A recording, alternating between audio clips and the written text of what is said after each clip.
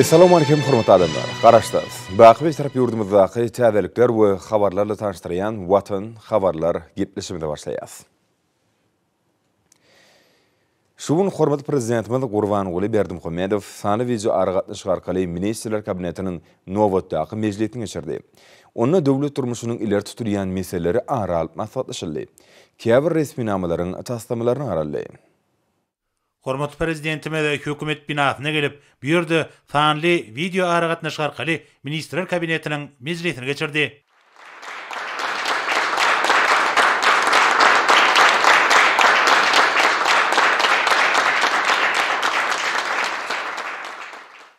Orada Minister Kabinetinin a'zalary bir şoňy söýlen, sanly ulam arkaly nowatdaky Minister Kabinetiniň meclisini geçirýär. Dep bolşaly Minister Kabinetiniň başlygy ormansalary hepden dowamyndan panemy işleri barada hatawatlaryny bererler. Meclisini taýýarlanan resmi namalaryň tasdimlamaryny sereder. Şeýlem il ýurt bähfetleme kär beýleki mesele aralyp maslahatlaşar. Hormat prezidentime de sanly video aragatnaşyk arkaly geçirilýän Ministrler Kabinetiniň meclisiniň gün tertibine geçip, ilki bilen Ministrler Kabinetiniň başlygynyň ornatary, Daşary işler ministri Meriyedova söz berdi. Vice-premier Türkmenistanyň ykdysady hyzmatdaşyk guramasy bilen öýdara gatnaşyklaryny mundan meýlekde ösürmek boýunça alınıp barýan işler barada hasabat berdi. Häzirki wagtda bu guramanyň 2021-nji ýylyň 4-nji martyna Türkiýe Respublikasynyň guramagyny video aragatnaşyk arkaly geçiriljek ýokary derejeli 14-nji meclisine Türkmen tarapynyň gatnaşmagy bilen baglanyşykly taýýarlyk işleri alınıp barýar. Şu ýylda Türkmenistan ykdysady hyzmatdaşyk guramasyna başçylyk eder. Bu wezipany üstünlikli durmuşa geçirmek maksady bilen degişi konsepsiýanyň tasdiqamasy taýýarlandy we onda bir näçe möhüm wezipeler kesgitlendi. Olaň ataryna ykdysady hyzmatdaşyk guramasyny agda ýurtlarda maýa goýmaýyşyny ösdürmek, erkin sewda ykdysady dowlatlary döretmek, sewda, ulug we logistika, energetik ugurlaryny nazara almak arkaly täze ykdysady geçirgeleri kemale getirmek ýaly ugurlar bar. Şunu adatdan aşar ýagdaýlarda durnukly halkara ýük dolanşygyny öpçün etmek, durnukly energetika babatda şol sanyna energiýanyň gaýtadan dikedilýän çeşmeleri boýunça hyzmatdaşyk ösdürmek zerur hasaplanýar. Mundan başga da ykdysady hyzmatdaşyk guramasyna agda ýurtlaryň arasynda medeni insan perwer ulgamda alam, bilim, sport ugurlaryny, şol sanyna koronavirus ýokanjyna garşy görüşmekde, almy barlykları işleňleşdirmek, owagçylygyny we ady kopsuzlygyny öpçün etmekde, öýdara gatnaşyklary giňeltmek işlerine dol derejede golluk bermek hem de olary höwüslendirmek möhüm ugurlar hökümine kesgitlendi. Konsepsiyada Owganistanyň durmuşyk ykdysady ösüşine golluk bermek boýunça maksatnama bilen çäreleriň durmuşa geçirilmegi, ykdysady hyzmatdaşyk guramasynyň çäklerindäki hyzmatdaşygyň möhüm ugurlarynyň biri hökümine kesgitlendi. Bu wezipeleri çözmek we ýurdumyzyň ykdysady hyzmatdaşyk guramasynyň çäklerindäki işini işleňleşdirmek maksady bilen bir näçe möhüm ugurlar boýunça degişi işleri amala aşyrmak gözüňde turýar. Hyzgysanyň şu ýylyň mart aýynda ykdysady hyzmatdaşyk guramasynyň baş sekretarinyň Türkmenistana saparyny guramak we 2021-nji ýylyň 28-nji noýabryna ykdysady hyzmatdaşyk guramasynyň döredilen gününe Aşgabatda bu guramanyň ýokary derejeli 15-nji duguşygyny geçirmek hakyndaky mesele garamak teklip edilýär. Hormatly prezidentime de hatabat dinläp, awraýly halkara we sewtary guramalar bilen netijeli gatnaşyklary pogtalandyrmagyň we ösdürmegiň bitirip Türkmenistanyň daşary tiýadatynyň möhüm ugurlarynyň biridigini bellädi. Şunun bilen baglykda milli liderimiz ykdysady hyzmatdaşyk guramasy bilen öýdara gatnaşyklaryň netijeli häsiýeti eýdigini kanagatlanma bilen bellädi. Ýurdumyz 1990-njy ýyldan bäri bu guramanyň agdasy bolup durýar. Döwlet daşlarymyz ykdysady hyzmatdaşyk guramasynyň köp ugurly öýdara bähfetli hyzmatdaşyk, şol sanyna sewda ykdysady, ulug aragatnaşyk, energetika puwdaklaryny, işigur gatnaşyklar hemde medeni insan perwer ugurlarda gatnaşyklary ösdürmek üçin ägirt uly kuwaty eýdigini bellädi. Hyzmatdaşygyň täze netijeli guralyny we görnüşlerini işläp taýýarlamakda möhüm orna eýleýän Türkmenistan häzirki ýagdaýa hemde geljekge ötüşe laýyklykda bu gur boýunça anyk çäreleri durmuşa geçirýär. Döwlet aragatnaşyklarynyň netijeliginiň ýokarlandyrylmagyna hemde köp ugurly esasy ösdürilmegine, täze bilelikdäki tasdimlalaryň durmuşa geçirilmegine, maýa goýum mümkinçilikleriniň amatly amala aşyrylmagyna gönükdirilen ýörelgeler ýurdumyzyň şu ýylda ykdysady hyzmatdaşyk guramasyna başçylyk etmeginiň esasy ugurlarydyr. Munun özi ählimumy abadançylygyň hemde ösüşiň bähfetlerine, döwletleriň we halklaryň arasynda dostluk gatnaşyklary pogtalandyrmak maksatlaryna gabat gelýär. bu barada aytmak bilen hormatly prezidentimiz vice-premieri degişi işleri we guramaçylyk meselelerini geçirmek Türkmen tarapynyň ykdysady hyzmatdaşlyk guramasynyň ýöňde boljak sammitine taýýarlygy boýunça zerur tagallalary etmek babatda anyk tawşyklar berdi. Soňra Ministrler Kabinetiniň başlygynyň ornatary Durduliýew gözegçi diýen gonlarynaky işleriň ýagdaýy döwlet başçylygymyzyň ýurdumyzyň elektrik energetika pudugynyň eksport kuwatyndan netijeli peýdalanmak boýunça beren tawşyklarynyň ýerine getirilişi barada hatabat berdi. Şunun bilen baglykda Energetika Ministrligi tarapyndan Türkmen elektrik energiýasyny daşary ýurtlara, şol sanyna Özbegistan Respublikasyna iýermegiň ugurlaryny giňeltmek meseleleri boýunça degişi işler geçirilýär. Hormatly prezidentime de hatabat dinläp, ýurdumyzyň elektrik energetikasynyň düzümini mundan meýlekde döwrewaplaşdyrmak, puwdugyň öýrençi kuwatlyklaryny artdyrmak hemde eksport mümkinçilikleriniň netijeli peýdalanmak boýunça işleriň wajypdygyny bellädi. Döwlet başçylygymyz Türkmenistanyň elektrik energetikasy puwdugyna ýödary bähwetli iki taraplaryň hyzmatdaşlygy dowam etmäge taýýardygyny belläp, vice-premieri bu babatda degişli taşyklar berdi. Soňra vice-premier Aşgabat şäheriniň 140 ýyllygyny bayram etmäge görülýän taýýarlyk boýunça çäreleriň durmuşa geçirilişi hemde şanly tenim nasip etdi dawarlaryň we çäreleriň mailnamasy barada hatabat berdi. Mailnamanyň çäklerine ýürüte video şekilleri, dokumental we çeper filmler döretmek hemde teleradio ýaýlymlarda gepleşikler tapgyny guramak gözüňde tutilýär. Şanly tenagabatdanlyp bayramçyk dawarlar geçiriler, dürli maksatly täze deskalar, has oňoýly ýaşaýyş çaýlary ulanmaga beriler. Akşekerim Aşgabat adly 20-nji köpürli halkara servisi Tungudu saatlarynyň çykyşlary, sergiler, dürüjlük beýleşikleri, forumlar, sport ýarşlary, at çapşyklary we beýleki çäreler guralar. Şunun bilen baglykda döwlet başçylygynyň garamagyna degişi kararyň tasamasy götürilendi. Hormatly prezidentime de hatabat dinläp, soňky ýyllarda ak mermerli Aşgabatyň iň gözel we arasda adamlaryň ýaşamak üçin oňoýly şertleri özüne jemleýän şäher hökümini bilint awraya eýe bolanlygy nazara alynıp, Aşgabatyň 140 ýyllyk münasibetli gurulýan dawarlar ýatda galjy pursatlary besenmeler diýip bellädi. Döwlet başçylygymyz şanly tenäniň öňýanyna bayramçyk münasibetli paýtagty ösdürmäge köp ýyllaryň dowamyna halal rahmeti bilen uly goşun işgärlere, hünärmenlere döwlet ýylaklaryny gowşulmak dawrasynyň ýokary derejede geçirilmeligini bellädi.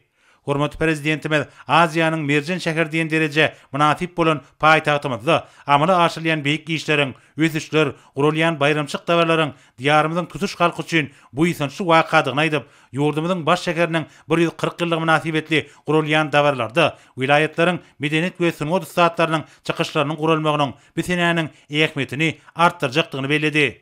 Hormatly prezidentimiz bu baradaky gurulmagy dowam edip, Aşgabat şäheriniň güni we paýtagtymyzyň 140 ýyllyk münasibetli geçirilýän goşa bayram gününi ak mermerli şäherde täze döwrewap awtobuslaryň 400-siniň ulanmaga berilejekdigini we şäher içindäki ähli awtobuslaryň bayramçyk gününi ýolagçylary töleksiz hyzmat etmeligini aýtdy. Munun özi şäher ilatynyň we paýtagtymyzyň mehmanlarynyň bayramçyk ruhuny hatda belinde göterer. Şunun bilen baglykda döwlet başçylygymyz bir şanly tenagabatdanlyp gözüňe tutulan dawarlaryň we çäreleriň ýokary guramaçyk derejesiniň üpçün edilmegi, olarda bir karar döwletimiziň bagtyarlyk döwrüniň, halkymyzyň abadan durmuşynyň we ýurdumyzyň galanýan üstünlikleriniň öz beýany tapmalygyny aýtdy. Şunu geçirilýän beýleşikleriň görnüşlerini artdyrmak, olaryň ähmiýetini ýokalandyrmak hemde mazmunyny baýlaşdyrmak meselelerini möhüm üns berilmeliler. Hormatly prezidentimiz sazlyşykly ösüşi we binagarlyk gurulşy babatda halkara derejesinde iqrar edilen merjen şäherimiziň durmuşyna möhüm ähmiýeti bolan şanly tenleriň ähmiýetini artdyrýan çäreleriň geçirilişini hemme taraplaryň çemeleşilmeligini bellädi.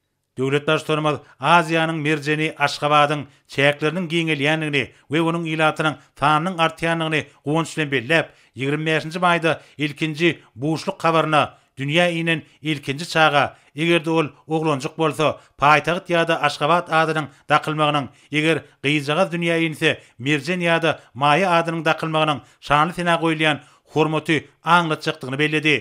Mehriban arkadagymyz bu baradaky gurrungy dowam edip, 25-nji maýda ilkinji doglan çagalary olaryň durmuşyny hemişe ýatda saklanar ýaly öz bolşy sowgatlaryň gowşulmagynyň bagtyar maşgalanyň gowunjyny goşulandyrjakdygyny, maşgalak daglarynyň bagtyarlyk derejesini ýokalandyrjakdygyny bellädi. Bu babatda degişi ýol başlara anyk tawşyklar berdi. Hormat prezidentimiz Aşgabat şäheriniň 140 ýyllygyna başlanýan dawarlary we çäreleri ýokary derejede geçirmek hakyndaky karara gol çekip, ony elektron resminama duran çygarkaly vice-premiere iberdi. Döwlet başlarymyz bir resminamanyň ýerine getirişini bir gödäwçilikde saklamagy tapşyryp, paýtagtymyzyň hemde ýurdumyzyň taryhyndaky bir şanly tene bilen baglanyşykly mühim wakalaryň ýokary guramaçyk derejesinde geçirilmeligini bellädi.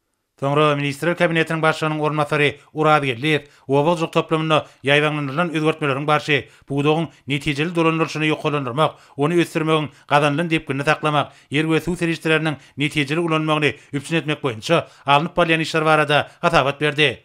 Türkmenistanyň prezidentiniň ýurdumyz 2019-2025 ýyllarda durumjy ykdysadydan ösdürmegiň maksatnamasynyň çäklerini, suw serişlerini tygşytly peýdalanmak, goşmaça suw gorlaryny döretmek, ýerleriň şoğurlaşmagynyň öňüni almak we ekrançyk meýdanlarynyň meliorativ ýagdaýyny gowlandyrmak maksady bilen degişli işler geçirilýär. Hormat prezidentime de hatabat dinläp, o ýetnaga toplamly özgertmäge gönükdirilen döwlet maksatnamalaryny amala aşyrmagyň mümkindigine ün çekdi. Döwlet başlarymyz ýurdumyzda owetnaga toplamynyň we beýlik budaklaryň tardyşykly ödüşiniň möhüm şerti bolan suw serişleriniň erejeli peýdalanmagyna, daş gurşawyň goralmagyna, adamlaryň amaty durmuş şertleriniň üpçün edilmegine möhüm ähmiýet berilýänini aýtdy. Milli liderimiz suwgaçylyk budagynyň bar bolan mümkinçiliklerini netijeli peýdalanmagy we onuň işini mundan meýlekde kämilleşdirmäge gönükdirilen birnäçe wajyp wezipeler kesgitledi.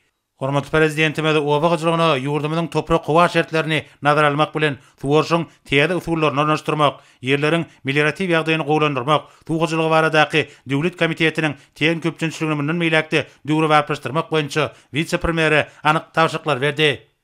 Soňra Ministrler Kabinetiniň başlygynyň ornatary Müşşekow gödäwçige diýen gorunlaryna alınıp barýan işleriň ýagdaýy barada hatabat berip, hormatly prezidentimiziň garamagyna halkara Dinanlar güni münasibetli ýurdumyzyň aýal gyýlaryna Türkmenistanyň prezidentiniň adyndan pul sowgatlaryny gowşurmak hakyndaky buýrugyň taslamasyny ödürledi. Hormatly prezidentime de hatabat dinläp, watanymyzyň gülläp esmegine, toplamlaryň özgertmeler maksatnamalarynyň durumşa geçirilmegine, ýaş nesilleriň watan süýçilik, dehmeseýerlik we ýokary ruhy ahlak kymmatlyklarynyň esasyna terbiýelenmegine, pederlerimiziň ýaxşy desturlarynyň täze ýamda saklanmagyna we dowam etmegine goşunt goşýan bagtyar aýal gyýlarymyz üçin ähli ýerü şertleriň döredilmeginiň Türkmenistanyň döwlet siýasatynyň ileri turýan ugurlarynyň biridigini bellädi. Hormatly prezidentime de ködelenen resminama gol çekip, ony elektron resminama duran çarkaly vice-premiere iberip, buýrugyň gerine getirişine gödäwçilik etmegi taşyrdy. Soňra Ministrler Kabinetiniň başlygynyň ornatary Glyjew Tenagatçylar we Telekeçe birleşmesiniň döredilmeginiň 10 ýyllygyna başlanyp geçiriljek terge we maslahaty görülýän taýýarlyk işler barada hatabat berdi. Şunun bilen baglanykda şu ýylyň 17-18 martynda Tenagatçylar we Telekeçe birleşmesiniň sanlyk ykdysadyet, ýöňdebarjy ýokary tehnologiýaly möhüm ugurlar boýunça işleýän agdalary öz taýýarlan işlerini görkezerler. Ýurdumyzda telekeçeleriň iş üçin ýerü şertler döredilýär. Huzuty budagy ösdürmek boýunça maksatnamalar döwlet derejesinde amala aşyrylýar. Munyň özi täze tehnologiýalary we ýöňdebarjy tejribäni ornaşdyrmak arkaly döwrebap öňümçi üçin ýerü mümkinçilikleri üçin edýär. Ýazyrky zaman kärhanalaryny öndürilýän ýokary ýyly ölimler diňe bir içerki badarlarda däl, eýsem daşary ýurtlarda da ulislegden peýdalanýar. 17 martda geçiriljek maslahata online tertibinde birleşmäniň vilayetlerdeäki agdalarynyň gatnaşmagy meýleşdirilýär. Şeýleken vice-premier hormatly prezidentimiziň garamagyna büýdüdimiň döredilmeginiň 10 ýyllyk münasibetli meýleşdirilen şäherleriň maksatnamasyny ödürledi. Hormatly prezidentime de hatabat dinläp, telekeçeleriň işiniň möçörüni giňeltmek üçin döredilýän mümkinçilikleriň ýurdumyzyň ykdysady ösüşiniň ýokary depkini şertlendirýänini bellädi. Döwlet başlarymyz ýöňde boljak serginiň hemde maslahatyň ýokary guramaçyk derejesini üpçün etmegi tapşyryp, onuň diňe bir gadandan üstünlikleri görkezmek bilen çäklenmeýän huzuty kärhanalaryň ýönümlerini içerki hemde daşarky badarlara uratmagy öz içine alýan toplumlaryň çärelerden ibaretdigini aýtdy. Munyň özi ýurdumyzyň ýeşewlik ulgamyna maýa goýum işçiligini artdyrmagyň we täzeçil usullaryň has wajyp ugurlaryny kesgitlemegiň möhüm şertidir. Şeýlekem hormatly prezidentime de sergide garaşdyrmamyzyň şanly 30 ýyllygy we Aşgabatyň 140 ýyllygy bilen bagly çäreleriň öz beýany tapmalygyny bellädi we bu babatda degişli taşyklar berdi. Soňra Ministrler Kabinetiniň başlygynyň ornatary Mehmedowa halkara Dinanlar güni münasibetli bayramçyk şäherlerini geçirmäge görülýän taýýarlyk işler barada hatabat berdi. Türkmenistan paragatçylyk we anaşmaň watan ýylynyň bahar pasynyň ilkinji aýyny bellenleýän bayramçyk nasibetli Aşgabatdy we ýurdumyzyň vilayetlerine konsertleri, dürli maslahatlary, sergileri, dürejlik duşuklaryny hemde wagt nasihat çärelerini geçirmek meýilleşdirildi. Jüýsene münasibetli ýylyň zenany we talip gödüli 2021 bäsleşikleriniň jemlenler. Köp çağaly eneleri, ene mehri diýen hormatly atlary dakmak we ähli amatlyk bolan täze ýaşaýyş çaýlarynyň açarlaryny gowşurmak dawarlar geçiriler. Döwlet Medeniýet Merkeziniň mukamlar köçkünde dinanlaryň hormatyna ýurdumyzyň medeniýet we sunat saatlarynyň bayramçyk konserti bolar. Döwlet ýanagy idarasynda bir karar döwletiň bagtyar dinanlary atly aýdym sazy bayramçyk dawarat guralar. Hormatly prezidentime de hatabat dinläp, ajaýyp bahar bayramy bolan halkara dinanlar gününiň ähmetini belledi. 8 martda dawarlary guramak bilen biz dinanlarymyza çoňur hormatymyzy, hoşallygymyzy beýan edýäs. Hemde olaryň jemgyýetde ýurdumyzyň syýasy, ykdysady we medeni mümkinçiliklerini artdyrmakda iýilýän ornuny açyp görkezýäs diýip döwlet başçylarına aýtdy. Milli liderimiz döwletimiziň dinanlarynyň erkin we bagtyar durmuşy, ýönlüjikli ähmeti, bilim we hünär almagy, watan süýji ýaşlary terbiýelep ýetişdirmek üçin mundan meýlekde zerur şertler döretjekdigini belledi. We meýilleşdirilen davralaryň bayramçyk çäreleriniň guramaçyk derejesinde we ýokary ruhy galkynç esasynda geçirilmegi babatda vice-premieri anyk görkezmeler berdi. Soňra Ministrler Kabinetiniň başlygynyň ornatary Ewedip Türkmen-Iran serhedindäki dostluk demir ýol köprüsiniň üstünden geçýän ikinji demir ýol şagatyny birikdirmek boýunça alınıp balyan işler barada hatabat berdi. Hormatly prezidentimiziň ýurdumyzyň halkara ulug geçirgileriniň mümkinçiliklerini netijeli peýdalanmak, uluglugynyň bäsleşigi öküpligini ýokalandyrmak, giňerimli tebid ähmetli tassamalary durmuşa geçirmek ornuny edýän ýygyderli tagallalarynyň netijesinde üstsaşy ýükleriň muktary artdyrylýar. Olaryň ataryna Gazaqstan, Türkmenistan, Iran halkara demir ýol geçirgesi boýunça Demirgazyk Günorta ulug üstsaşy geçirgesi bar. Vice-premier Türkmen-Iran serhedinde umumy dünlügi 45,13 metre barabar bolan dostluk demir ýol köprüsiniň gurulşygy hakynda hatabat berdi. Gazaqstan, Türkmenistan, Iran halkara demir ýolunyň ýygyderli işini üpçün etmek, ýük akymlaryny mundan meýlekde artdyrmak maksady bilen hormatly prezidentimiziň garamagyna Türkmen-Iran serhedinde giň ugurly demir ýol şagatyny birikdirmek boýunça teklipler aýdyldy. Hormatly prezidentime de hatabat dinläp, Türkmenistanyň oňyn beýtaraplyk, paragatçylyk süýjilik hemde hoşnýetli goňçylyk etaslaryna dayanýan daşar syýasaty ýygyderli durmuşa geçirmek arkaly sebitary we halkara gatnaşyklary meselelerine oňyn çemeleşmeleri dörli pogdaklarda şol sanyna uluglugyny wajyp düzümleýin maýy goýun tassamalaryny ýöňe sürýänini beledi. Ma'lum bolşýaly Merkezi Aziýanyň çägi Demirgazyk Günorta we Günnogor Günmatar oglary boýunça netijeli ulug geçirgiler bolmak bilen dünýäniň iri bazarlaryna çykylgany üpçün edýär. Döwlet başçylarymyz bu barada aýtmak bilen ýurdumyzyň bu gurda bar bolan mümkinçiliklerini dogry durmuşa geçirmek, tany tehnologiýalary ornaşdyrmak arkaly ýola goýulan hyzmatlaryň görnüşlerini artdyrmak maksady bilen multimodal we logistika üstsaşy geçirgiler üçin amatly şertleriň üpçün edilmeligini belledi. Hormatly prezidentime de ýurdumyzda giňmeçerlik halkara tassamalarynyň amaly aşyrylýanyny belläp, vice-premieri kesgitlenen meýilnamalary durmuşa geçirmek ornuny zerur tagallary görmegi taşyrdy. Soňra Ministrler Kabinetiniň başlygynyň ornatary Gelin Ýazyp Türkmenistanyň altyn nesil atly çağlar guramasyny döretmek boýunça alınıp balan işler barada hatabat berdi. 7 ýaşdan 14 ýaşaçenli mektep okuwçylarynyň ibarat boljak bir gurama döwlet başçylarynyň başlangyç esasynda ýaş nesilleri watan süýjilik ruhyny terbiýelemek, olaryň wekillerini açyp görkezmek üçin zerur şertler döretmek hemde höwetlendirmek maksady bilen döredilýär. Şoňa bilen baglykda vice-premier hormatly prezidentimiziň garamagyna Bilim ministrligi tarapyndan taýýarlanan şahadatnamanyň şekil taslamasyny ödürledi. Döwlet başçylarymyza hatabat dinläp, ýaş nesillere bilim terbiýe bermek, olaryň jemgyçilik işçiligini ösdürmek, köp taraply wekillerini açyp görkezmek işleriniň ähmetligini belledi. Bu babatda vice-premieri degişli tawşyklar berdi. Çağlaryň bähwitleriniň ileri tutulmagy ýurdumyzyň umumy karar edilen halkara kadrlaryna we çoňur ansanperwer milli ýörelgelere esaslanýan we durmuş lugamy nazarlaýan döwlet ýadatyna möhüm ugurlaryň biri bolup durýar. Bagtyar çağlyk biziň ertirk günümizde anamyzdyr, kuwatymyzdyr, şöhratymyzdyr diýip milli liderimiz belledi. Hormatly prezidentimiz şahadatnamanyň şekil taslamasyny makullap, bu gurda alınıp balyan işleri dowam etmek babatda vice-premieri degişli görkezmeler berdi. Soňra Ministrler Kabinetiniň başlygynyň ornatary Abdurrahmanow ýalňyç energetika toplamynyň düzümleýin idaralarynaky işleriň ýagdaýy hemde neftiň çykarylýan mukdaryny artdyrmak boýunça amaly aşyrylýan işler barada hatabat berdi. Şonuň bilen baglanykda Demirgazyk Goturtepe meýdançasynda Türkmennewit Döwlet Konserni tarapyndan ulanýyş hemde gözlü guýlarynyň gazy işleriniň alınıp barlýanlygy Türkmen Geologiýa Döwlet Korporasiýasy tarapyndan bolsa aşağı gatlygyny öýleşdirmek maksady bilen birnäçe guýlaryň gazy işleriniň ýerine getirilýänligi beýlenildi. Guýlaryň ölüm bezligini ýokalandyrmak hemde täze guýlary buraglamak boýunça hyzmatlar amala aşyrylýar. Ýurdumyzyň günmataryna da täze açylan Uzyňady meýdançasyny öýleşdirmek işi dowam edýär. Ýa-da kuwatda bu ýerde guýlaryň öňüne alınıp Türkmennewit Döwlet Konserni hemde Türkmen Geologiýa Döwlet Korporasiýasy täze guýlary buraglamak işini ýerine getirýär.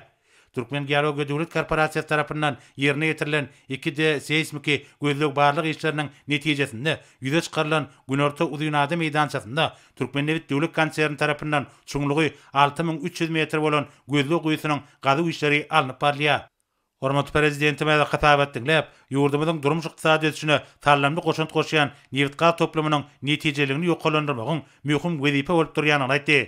Döwlet başçylygymyz vice-premieri täze geljeguli neft we gaz ýataklaryny tenagat taýdan çalt öýleşdirmäge, innovasiýon esasy onuň düzümini döwre baplaşdyrmaga hemde ýeri maýy goýun taslamalaryny, şolsana Türkmenistan, Awganistan, Pakistan, Hindistan transmilli gaz geçirsiniň gurulşygynyň taslamasynyň durmuşa geçirilmegini hemişe gözükçülükde saklamak babatda birnäçe anyk taşyklar berdi.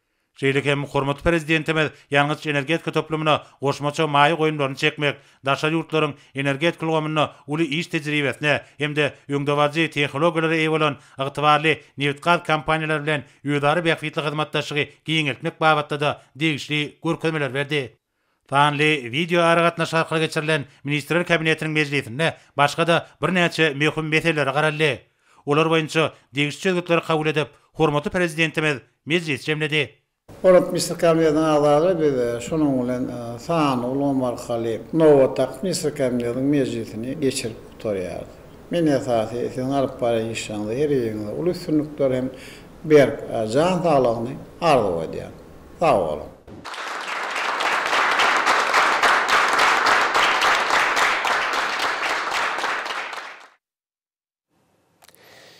Indi bolsa Türkmenistanyň prezidentiniň gol çeken resmi namalar bilen tanışaýjaz. Garaşsyz, hemişik bitarap Türkmenistanyň ýakly künjeklerini gurşap alan giňer bilen özgertmeleriň öňmaşdy bolan Patitimiz Aşgabat şäheriniň döwletimiziň ýygderli durmuşy geçirýän oňyn bitaraplyk, parakaçylyk, söýjülik we hoşniýetli goňşulyk siýasatynyň aýdyň nyşany bolup durýanlygyny dünýä giňden ýaymak. Aşgabatyň ýurdumyzyň baş siýasy, durmuş ykdysady, tehnologiki ösüşüň we innovasiýalaryň milli merkezi, döwletimiziň ilim, bilim hemde medeni merkezi bolup, dünýäniň öňdewarjy we ösen şäherleriniň hataryna münasip orun alýanlygyny, halkara jemgyýetçiligini açyp görkezmek, baş şäherimiziň geçen taryhy ösüş ýolunyň öz bolşugyny wagt etmek, hemde häzirki döwürde Aşgabatda durmuşy geçirilen özgertmeleriň dünýä nusgalarlyk bolup durýanlygyny äşkar etmek, şeýle Aşgabat şäheriniň dördülmeginiň 140 ýyllyk bayramyny guramaçylykly we ýokary derejede geçirmek maksady bilen Türkmenistanyň prezidenti karary gol çekdi. Resmi nama laýyklykda Aşgabat şäheriniň dördülmeginiň 140 ýyllyk münasibetli dawarlary we şäherleri ýokary derejede geçirmek boýunça hökümet topar dördüldi. Hemde bu toparyň düzümi geçiriljek dawarlaryň we şäherleriň meýilnama tasdiklandy. Degişli ministrlikleri puduklaýyn dolanýyş edarlaryna hemde Aşgabat şäheriniň häkimligine meýilnamada bellilen dawarlaryň we şäherleriň ýokary derejede guramaçylykly geçirilmegini öpçün etmek tapşyryldy. Berkarar döwletimiziň bagtýarlyk döwrüne, ýurdumyzyň gülläp etmegine we özgertmeler amala aşyrmakda zinanlarymyzyň bitirýän uly hyzmatlaryny, watanymyzda wepaly, sagdyn we ruh bilen nesilleri terbiýelep ýetirýänliklerini nazar alyp, şeýle ata-babalarymyzyň mehriban inelerimize we edit uýurlarymyza hormat goýmak bardaky asylly däplerini dowam etdirmek, hemde halkara zinanlar güni münasibetli ýurdumyzyň aýal gyýlaryna pul sowgatlaryny bermek hakyny Türkmenistanyň prezidentiniň 2019-njy ýylyň 27-nji fevralyna çykaran 1152-nji kararyny ýerine ýetirmek maksady bilen Türkmenistanyň prezidenti buýrugy gol çekdi.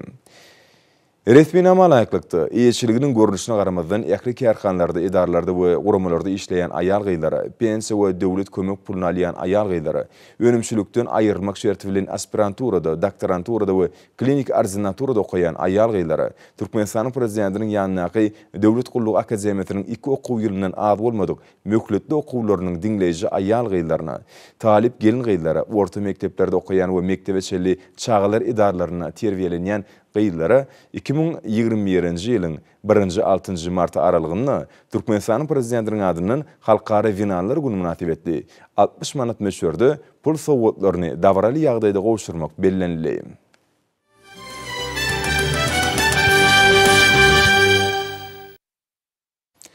Türkmenistanyň mejlisinde hormatly prezidentimiň ýurdumyň deputatlary bilen geçiren duşugyny eden maksatnamalyň çykyşynda gelip çykýan wedepiler arat maslahatlaşmak boýunça sany video aragatnaşyk arkaly maslahat geçirildi. Maslahatda çykyş edenler hormatly prezidentimiň Türkmenistanyň mejlisiniň deputatlary bilen geçiren duşugynyň möhüm ähmiýetli waka öwürlendigini bellemek bilen däze öwürlenşeýle duşuklaryň mejlisiň kanun çykarjylyk işini täze mazmun bilen baýlaşdyrýanyny nykdap geçdiler. Şeýle munyň özi Mehriban prezidentimiň döwletimiziň kanun çykarjy edarasynyň işini ägir dürlütnüsberýändigini, onuň işiniň döwrüň talaplaryna laýyklykda gurulmagy barada ýetgiderli alada edýändigine şaýatlyk edýär. Hormatly prezidentimiň Türkmenistanyň mejlisiniň 6-njy çağrylşynyň deputatlary bilen geçiren duşugyny eden taryhy ähmiýetli çykyşynyň aýdan ötüşleri, täze badalgy boljak paýgatly pikirleri, beren öwüt ünnewleri, sargytlary berkarar döwletimiň gün sahan gülläp etmegine hyzmat eder diýip maslahatda gatnaşyklaryň çykyşlaryna bellenildi. Hormatly prezidentimiň duşu gatnaşyklaryň ünsini wajyp meseleler çekip, mejlisiň tutuş hukuk binyadyny hiltaýdan ýokary derejede ösdürmegi, ilkinji nowatda bolsa, durmuş ugruny gönükdirilen hukuk döwlet hökmüni, ýurdumyň käderki we geljekki döwrüni gönden gün kesgitleýän kanunlary işläp taýýarlamaň zerurdygyny nykdy. Şunun bilen malykda prezident maksatnamasyny gödüňde tutulan özgertmeleriň hukuk esaslaryny döretmek, bazar ykdysady şertlerini, pudoklaryň netijeligini kullandyrmagy, dünýä ykdysady giňişligini işçen goşulmagyny gönükdirilen täze kanunçylyk namalaryny kabul etmek we hereket edýän kanunlary kämilleşdirmek zerurdygy bellenildi. Hormatly prezidentimiň deputatlaryň ünsini ýene-de bir möhüm mesele çekdi.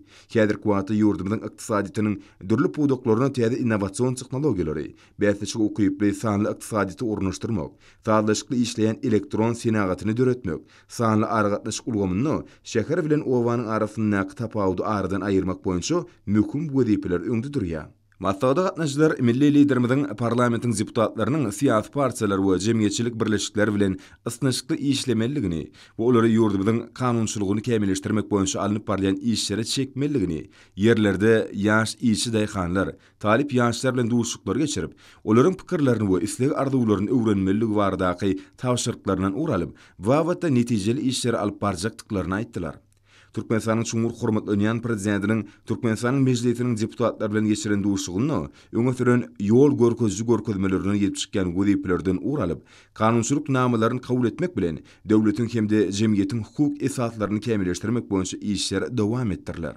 Kanun çykarjy häkimiýeti amala aşyrýan Türkmenistanyň mejlisiniň agzalary, hormatly prezidentimiň edýän aladalaryna berýän kömek gollawlaryna jogap edip, döwlet gurulşyny kämilleşdirmek ugrundaky we hukuk tertibini puýtlandyrmak, ykdysadyet we durmuş tiýatraty bilen baglanyşykly kanunçylygymyzy mundan beýlägem kämilleşdirmek, bilim ulgamyny düýpli özgertmek we ýaşlary edepli terbiyeli, beden we ruh taýdan sagdyn edip ýetişdirmek, medeni aň bilim işini kanunçylyk taýdan öpçün etmek, daşky urşawyň gorulşyny hukuk taýdan düzgünleşdirmek, öz-özüň dolandyryşyň ulgamyny demokratik özgertmeleriň çuňlaşdyrylmagyny kanunçylyk taýdan öpçün etmek, döwletimiziň hoş niýetli daşary syýasy başlangyçlaryna kanunçylygy kämilleşdirmek bilen jogap bererler diýilip çykyşlardan ataldy.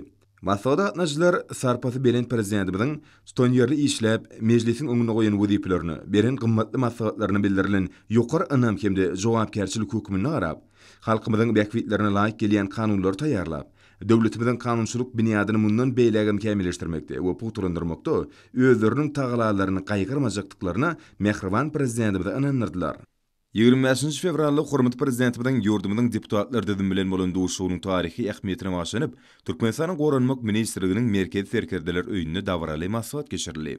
Oňa Türkmenistanyň harby hukuk goraýjy darlarynyň harby gullukçylary, işgärleri, ugurdaş ýokary okuw mekdepleriniň harby talipleri, harby okuwçylary we ýaragly güýçleriň çağırış boýunça harby gullukçylary gatnaşdylar. Öz çykyşyny bilim almak, hüner öwrenmek, beden we ruh taýdan sagdyn ösmek, ýaşlary terbiýelemekde köklerini asyrlardan alyp gaýdýan nusgalyk milli ýörelgi bolup durýar diýmek bilen hormatly bilen serkerde başlaýmaz, bu ugry döwrewap we sanly ösüş arkaly dawrlanýar. Bu orta harby hukuk goraýjy darlaryň urdaş ýokary okuw mekdepleriniň, ýönetilişdirilen harby mekdepleriniň, hünermenler taýýarlaş merkezleriniň we beýleki harby okuw türgünleşikleriniň işinde de aýdym görnýär. Matbuatda çıkış eden harby hukuk goragy idaralarynyň işgärleri we ýaş watançylar bular dogrusyny uly buýsan sülen ýatyp, öňde duran möhüm we jogapkärlik wedepleriň awry bilen berjadylmeginiň wajipligyny, mukaddes borçlygyny ýatydylar. Şeýle bu dabarada söz sözlänler milli parlamentiň deputatlary bilen bolan duşugyny, hormatly bilinç şerkerde başlamydyň ykdysadytyň, medeniýetiň hem siýasatyň ähli möhüm ugurlaryny kanun taýdan kämilleşdirmek boýunça eden çykyşyny, mukaddes garaşdyrmadyň şanly 30 ýyllygyny münasip bayram etmek hakynda da bellenlerinden uralyp, garaşdyrylyň watan mukaddesligi we gorugy, şanly seni münasibetli dawraly harby ýöreýişi toplumlaryň hiýasatda görýän ähli mumy taýýarlygyň gerimi dogrusyna dynykdylar. Hormatly prezidentimiň Türkmenistanyň mejlisiniň deputatlary bilen duşugynyň jemlerine başlap, Türkmenistanyň Demokratik Partiýasynyň siýasy keňeşiniň, Kärdi şeraklaşyklarynyň milli merkeziniň, Matymlar Naky ýaşlar guramasynyň merkezi keňeşiniň bilelikde geçiren maslagy, hormatly prezidentimiň hukuk özgörtmeleri geljek ösüşlere badyrga diýilip atlanyrly. Ýaşyýly Kakaýew adanyň Halkara Neft we Gaz Uniwersitetinde Türkmenistanyň bilim ministrligi, Gyzyl Ýarmay milli jemgyýeti, sport we ýaşlar siýasaty ministrligi bilen bilelikde sany ulgam arkaly ýaşlar watanymyzyň güýji, kuwaty, awry mertebeti we beýik geljegi diratly okuw maslagy geçirildi. Ýurdumyzyň ähli ýokary mekdepleriniň talipleriniň gatnaşmagyny onlaýn okuw sapagy berkarar döwletimiziň bagtýarlyk döwrüne Türkmenistan ýaşlar bardaky döwlet siýasatynyň 2021-2025 ýyllar üçin döwlet maksatnamasyny üstünlikle amala aşyrmak, şeýle dekmesýär, ilmli bilimli, watansöýçi, insanperwer, ýurdun hemme taraplan ösüşine münasip goşunt goşýan kämil nesilleri terbiýelep ýetirmek, hemde ýaşlarda ruhy ahlak gymmatlyklaryny, sagdyn durmuş ýolgularyny kemale getirmek maksady bilen geçirildi.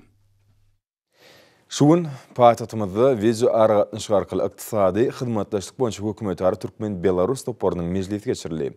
Oňa puwduklyň ministrlikleriň we dolandyrjy darlaryň hemde iki döwletiň işgür toporlarynyň ýolbaşçylary we esasy hünärmenler gatnaşdylar. Pikir alışmalyk marşyna taraplaryň işgür gatnaşyklary hemde özara bähwetli hyzmatdaşlyk işleňleşdirmäge gadaklanma bildirýänlikleri beýan edildi. O senat toplumy maşyn guruluşyk dokma we ýeňil senaty, guruluşyk senaty, uly kommunikasiýa hemde beýlik bir näçe puwduklar iler tutulýan ulgamdan hataryny görkezildi. Gepleşikliň çäklaryny taraplar söwda ykdysady ulgamda hyzmatdaşlygy diversifikasiýa ýoly bilen ösürmäge, özara harit dolanşygynyň meşhuryny artdyrmaga ýardam etjek anyk çäreleri aralyp maslahatlaşdylar. Şoň bilen baglyqda eksport import amallaryny artdyrmaga we iýerleýän haritlaryň hemde hyzmatlaryň görnüşlerini giňeltmäge gönükdirilen goşmaça çäreleň görülmeginiň zerurdygy bellendi. Taraplar dokma senaty urwança hyzmatdaşlygy ösürmäň geljeginem aralyp maslahatlaşdylar. Mejlisiň başynda Türkmenistana Belarusda öňürilýän ýük uluglaryny we awtobuslary, owu huzurlyk tehnikalaryny, lift enzamlaryny iýermek baradaky teklipler beýan edildi. Aşgabatda Belarus tehnikasyna hyzmat etýän merkeziň işlemeginiň meseleleri aralyp maslahatlaşyldy. Taraplar meden insanperwer gatnaşyklaryň oňyn ornuny belläp, bilim, medeniýet, saglyk goraş, sport we siýasatçylyk ulgamyna gatnaşyklary mundan meýlekde ösürmegiň wazipdygyny bellediler. Ykdysady hyzmatdaşlyk boýunça hökümetary Türkmen-Belarus toporunyň mejlisiniň jemleri boýunça degişli tesbirnama gol çekildi.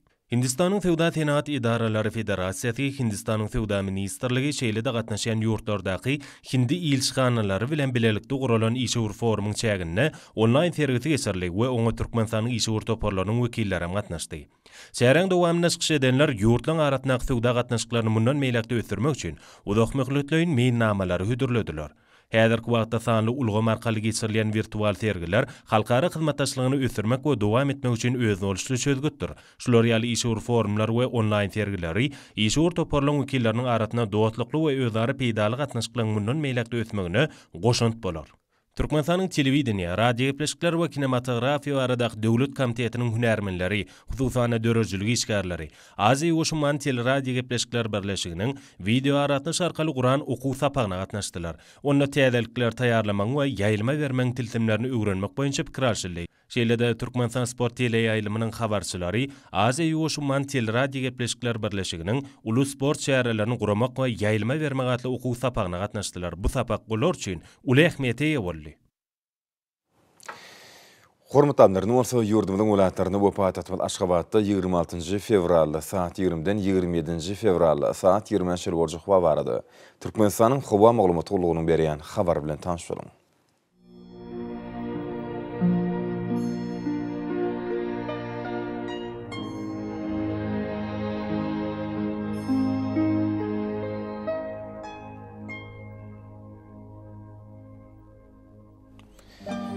Balqın vilayetini ötkep durýan bulut howa bol gün örtügün matardan tili sekundy 9-14 metre ýetýän şemal üfer. Howa gijesine 2 gradus sowukdan 3 gradus şeýle maýyl. Günnüdüne 7-12 gradus, kenarky taraplarynyň orta 4-9 gradus maýl bolar. Ahal vilayetini ötkep durýan bulut howa bol gün örtügün nordan tili sekundy 7-12 metre ýetýän şemal üfer. Howa gijesine 1-6 gradus sowuk, günnüdüne 7-12 gradus maýl bolar.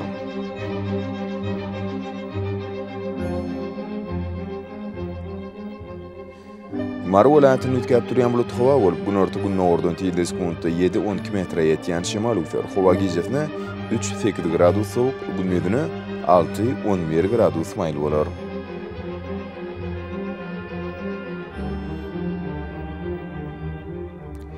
Levap vilayetini ötkep durýan bulut howa bol gün örtügün nordan tili sekundy 8-13 metre ýetýän şemal üfer. Howa gijesine 3-8 gradus sowuk, günnüdüne 4-9 gradus maýl bolar.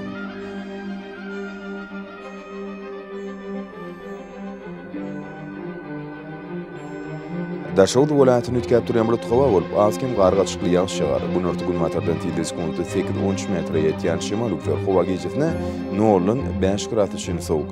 Günnüdüne 1 gradus sowukdan 4 gradus şeýle maýl bolar.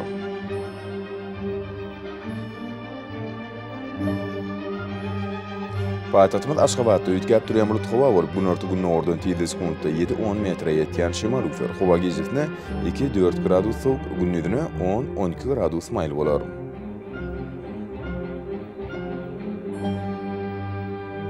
Ýurdumyz boýunça fevral aýynyň 27-sine magnit hadisasynyň gowşok täsiri bolmagy anşylýar.